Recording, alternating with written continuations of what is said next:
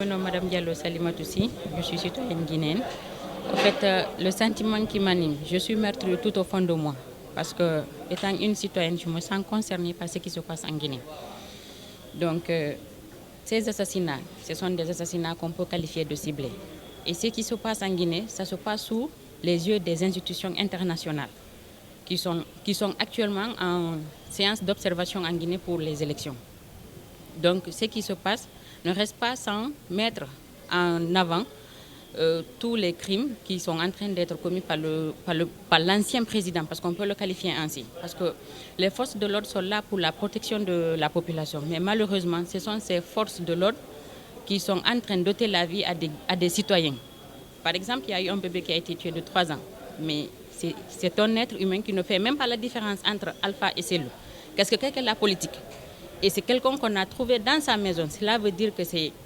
En fait, en tant que Guinéen, je ne peux même pas exprimer ma douleur qui se trouve tout au fond de moi. Je suis vraiment meurtrie et j'appelle les institutions compétentes pour qu'ils viennent en aide à la population guinéenne.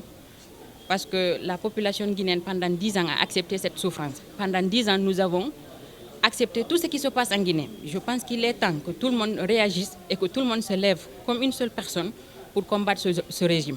L'objet de cette conférence de presse, c'est pour marquer notre solidarité au peuple guinéen aujourd'hui, qui est confronté à une crise sans précédent, par exemple une crise post-électorale. On a noté qu'il y a plusieurs morts. On a même dénombré 30 morts depuis le début du processus. Parmi ces morts, il y a des enfants. Et il y a énormément de dégâts matériels et de personnes blessées.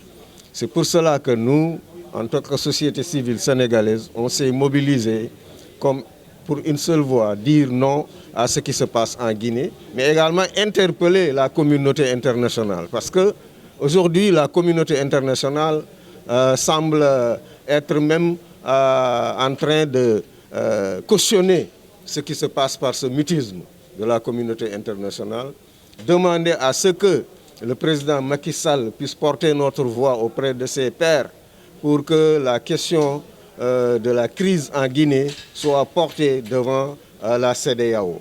Et demander effectivement qu'il y ait une commission, en tout cas une réunion d'urgence de la CEDEAO sur cette question pour trouver une solution vraiment à ce qui se passe aujourd'hui en Guinée. Nous avons aussi interpellé le procureur de la CPI, la Cour pénale internationale. Vous savez que la CPI est en train aujourd'hui d'enquêter en Guinée sur ce qui s'est passé le 28 septembre au stade.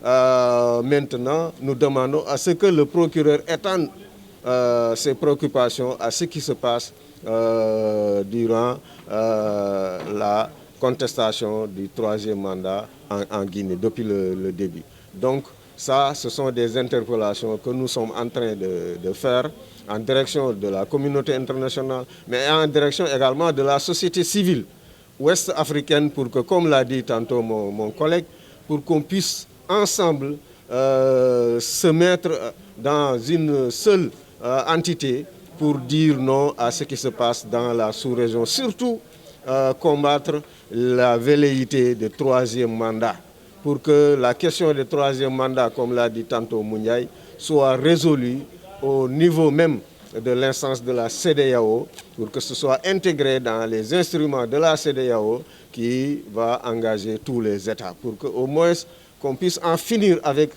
l'idée de 3e mandat et qu'il y ait des alternances démocratiques à la tête des États, surtout en Afrique de l'Ouest. Voilà un peu ce qui a motivé notre rencontre aujourd'hui et nous n'allons pas baisser la garde parce que nous comptons organiser une marche et nous lançons un appel pour que toutes les forces vivent, tous ceux qui sont épris de la démocratie, de la justice et de l'état de droit en Afrique, tous ceux qui voudraient apporter leur soutien au peuple guinéen, de venir nous rejoindre à la marche que nous comptons organiser le mercredi 28 à partir de 16h de la place de l'Obélisque au rond-point de la RTS. Donc tout le monde, les citoyens, les autres organisations qui n'ont pas pu aujourd'hui faire le déplacement, et on sait qu'elles sont avec nous, on les appelle également à venir nous joindre dans cette activité, en tout cas cette lutte, ce combat que nous sommes en train de mener, et surtout pour la marche de mercredi.